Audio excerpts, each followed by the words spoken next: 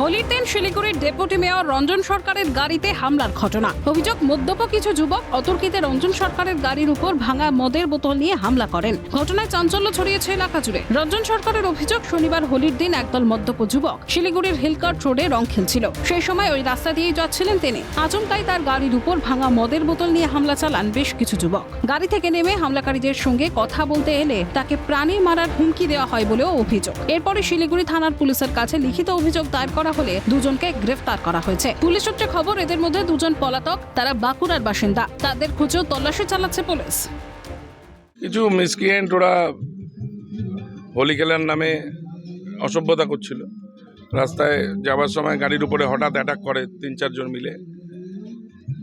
আমি গাড়ি থেকে নামার পর জিজ্ঞেস করি কেন করছো।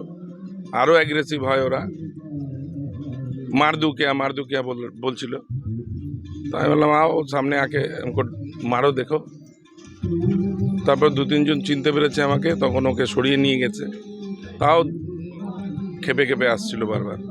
তারপর আমার যেহেতু একজন মারা গেছে, আমি শ্মশান যাচ্ছিলাম, তো আমি গাড়ি নিয়ে চলে যাই। যা শুনলাম বাঁকুড়ার ছেলে, সেখান থেকে এসে হিলকার্ট রোডে এসে হঠাৎ তাণ্ডব করবে, এত সাহস শিলিগুড়িতে হচ্ছে কিভাবে? এটা তদন্ত হচ্ছে, নিশ্চয়ই বেরিয়ে আসবে।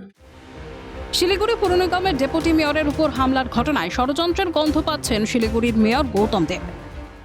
খুবই অনভিপ্রেত ঘটনা, এরকম ঘটনা শিলিগুড়িতে হয় না। কালকে হয়েছে, কথা বললাম পুলিশের সাথে, অ্যারেস্ট হয়েছে 2 জন।